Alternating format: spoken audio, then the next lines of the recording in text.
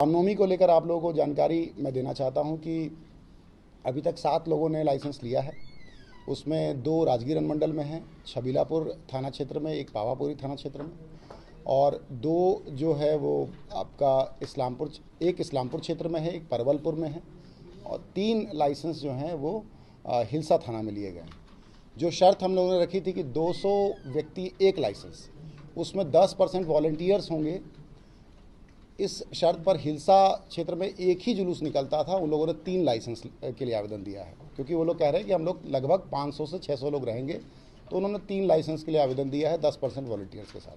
तो उनका 3 जुलूस निकलेगा, एक साथ निकलेगा, और हम लोग उसके लिए व्यवस्था करेंगे।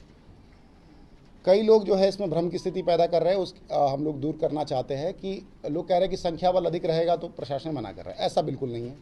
आप 2 लाख लोग ले आइए, लेकिन उस हिसाब से जो प्रशासन की शर्तें हैं वो आपको मानना पड़ेगा। आप लोग पिछले बार का 2023 का जो यहाँ दंगा हुआ था, जो विधि व्यवस्था की समस्या हुई थी, उसको बहुत करीब से देखे थे। कई पत्रकार हमारे ऐसे थे जो घटनास्थल पर मौजूद थे उस समय। संख्या जब बड़ी होती है तो उसको रेगुलेट करना किसी भी पुलिस फोर्स के लिए आसान नहीं है। इसीलिए हम लोगों ने जो सुझाव रखा था वो रखा था कि हम लोग जुलूस को सेक्टर में मूव करेंगे।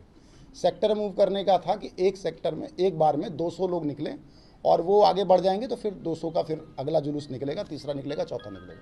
अगर बिहार शरीफ में 200 आवेदन आते हैं 200 के, तो हम लोग अलाउ करेंगे।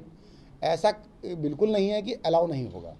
शर्त सिर्फ ये है कि एक लाइसेंस में 200 आदमी, और उसमें 10% वॉलंटियर्स का मतलब ये नहीं है कि उन पर जो है वो अगर कोई गड़बड़ होती है तो उन पर कानूनी कार्रवाई हो जाएगी, ऐसा नहीं है।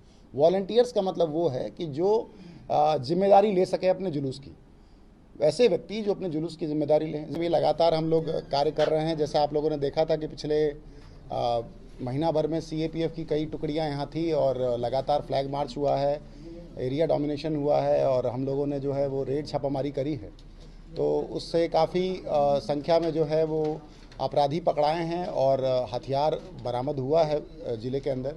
शराब की अच्छी बरामदगी है।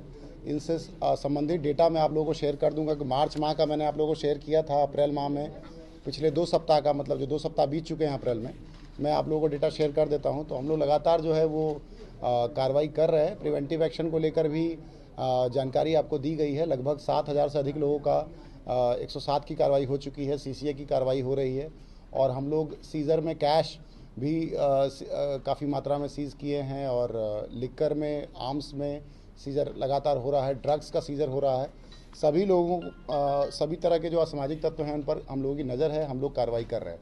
लोगों की शिकायतें भी आती हैं कि फलाना जगह शस्त्र लहराने का, आप लोगों के माध्यम से भी कई शिकायतें आई हैं, और उसमें भी तुरंत रेड कराया गया है। कुछ में जो है गिरफ्तारी हुई है, और कुछ में अभी हम लोग नज़र बनाए हुए हैं।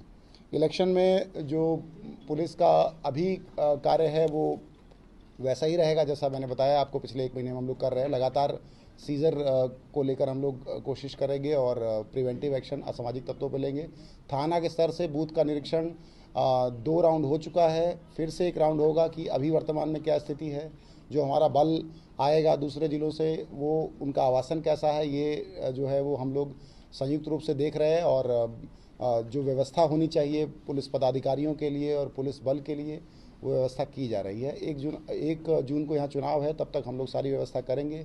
बाकी जो हम लोगों का जो डिस्पैच सेंटर है और जो काउंटिंग सेंटर है, वहाँ भी हम लोग व्यवस्था अच्छे ढंग से कर रहे हैं, और उम्मीद है कि चुनाव जो है बहुत अच्छे तरीके से यहाँ होगा।